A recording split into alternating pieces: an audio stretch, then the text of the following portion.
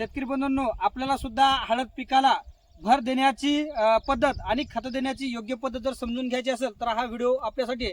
नमस्कार शेतकरी बंधूंनो, मी प्रवीण पवार, सुखकर्ता कृषी विकास केंद्र कोळगाव, तालुका हातगाव, जिल्हा नांदेड. आपण ज्या हळद प्लॉटला व्हिजिट केलेली आहे त्या प्लॉटचे आपण पहिले शेतकऱ्याचा परिचय घ्या. नमस्कार साहेब. नमस्कार. आपलं नाव सांगा. ओम बालाजी मोरे, आपलं गाव आणि तालुका सांगा. अंचोली, तालुका नायगाव. नायगाव तालुका. हा आपला हळदीचा प्लॉट आहे ना? हो. शेतकरी बंधूंनो, आम्ही नायगाव तालुक्यामधील अंचोली गावातील शेतकरी प्लॉटची हळद प्लॉटची व्हिजिट करतो. पण सध्याच्या परिस्थितीत जर आपण विचार करायला गेलो तर शेतकरी चुकीच्या पद्धतीने हळदीला माती देत आहेत आणि चुकीच्या पद्धतीने खताचं व्यवस्थापन करत आहेत. तर आपल्या याचे होणारे नुकसान याविषयी आपण या थोडक्यामध्ये आपण माहिती समजून घेऊया. इकडे बघून घ्या शेतकरी बंधूंनो. आता हा जो बेड बांधलेला आहे शेतकरी बंधूंनो, हे बेडची जे आहे म्हणजे हळदीचं झाड बघा आणि त्याच्या खाली आलेले हे मुळं तुम्ही बघून घ्या शेतकरी बंधूंनो. अतिशय सुदृढ पद्धतीने जमिनीपर्यंत ह्या मुळ्या आलेल्या आहेत. पण शेतकऱ्यांना खत कुठं दिलंय? हे बघा इथं दिलंय शेतकरी बंधूंनो, हे खत दिले. दुसरी गोष्ट, खत दिलं तर दिलं, हे खत माती अड केलं नाही शेतकरी बंधू. बघा इकडे बघा, हे संपूर्ण खत यांनी शेतकऱ्यांनी वर दिलेत. याच्यात तुम्हाला सांगतो होणारं नुकसान सांगतो शेतकरी बंधूंनो, या खताचं काय होणार. आता हे बघा, या खताचे जे क्षार डिझॉल्व्ह झाले आणि हे क्षार इथं भरपूर प्रमाणामध्ये वाढले, पांढरे झाले.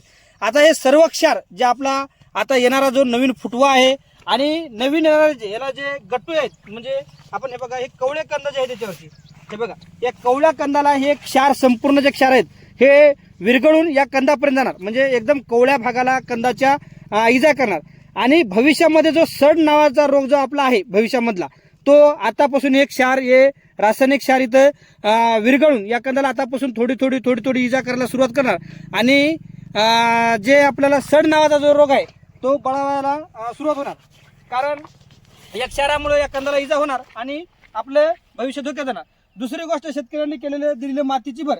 शेतकरी बांधवांनो, हळद पिकाला जेव्हा तुम्ही लागवड केली त्यावेळेस फक्त कंदावर तुमच्या 4 बोटं जर माती दिलेली असेल तर त्याच्यानंतर तुम्ही वारंवार भर देऊ नका. आणि विशेष म्हणजे आताची सध्याची जर परिस्थिती बघितली तर प्रत्येक हळद कमी जास्त फुटव्यावर आलेली आहे. आता हे बघा, हे जे आपल्या मुळे आहेत एकदम इथं जमिनीमध्ये आले आणि या शेतकरी बांधवांनी आपल्या रेझरच्या सहाय्याने भर दिली. हे बघा, संपूर्ण मुळे शेतकरी बांधवांनो याच्या खराब होत आहेत. म्हणजे पिकाला जे खाण्याची जे मेन तोंड आहे हेच खराब होऊन गेलं. म्हणजे टोकाच्या मुळे शेतकरी बंधूंनो व्यवस्थित राहिल्यात आणि इथं जो भाग घासलेला आहे हे सगळ्या मुळे इथून इथकरण खराब झालेत. एक लक्षात घ्या, तुम्ही खतं देते वेळेस जर तुम्ही इथं नालीमध्ये जर वखराच्या सहाय्याने पेरले ते एकदम योग्य पद्धत आहे. म्हणजे हे क्षार विरघळून या कंदाला जाणार नाही, हे आपल्या इथून उचलले जातील. तुमचे दिलेले ड्रिपचे खतं आणि दिलेले खतं रासायनिक खतं याचं जमिनीमध्ये एकत्र फिक्सेशन होणार नाही. आणि भर देते वेळेस जर तुम्ही असं वारंवार भर नाही जर दिली तर येणारे जे हे कंद आहेत याला कुठल्या प्रकारची अडचण येणार नाही आणि या मुळाला सुद्धा आपली विजा होणार नाही. शेतकरी बांधवांनो, हळदीला जेव्हा तुमचे मूळ कंद आणि फुटव्याची संपूर्ण वाढ झाल्याच्या नंतर म्हणजे 100 ते 120 दिवसानंतरच भरीची गरज असते. कारण ज्यावेळेस शेंगा लागायला सुरुवात होतात त्यावेळेस भरीची गरज असते.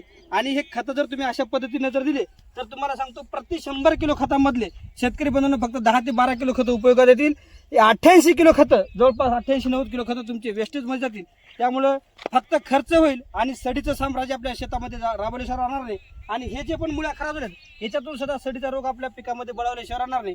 म्हणून नुकसान होऊ नये म्हणून तुम्ही आपण ज्या पद्धतीने सांगतो त्या पद्धतीनेच खत पेरा आणि मातीला भर देण्याचं टाळा. धन्यवाद.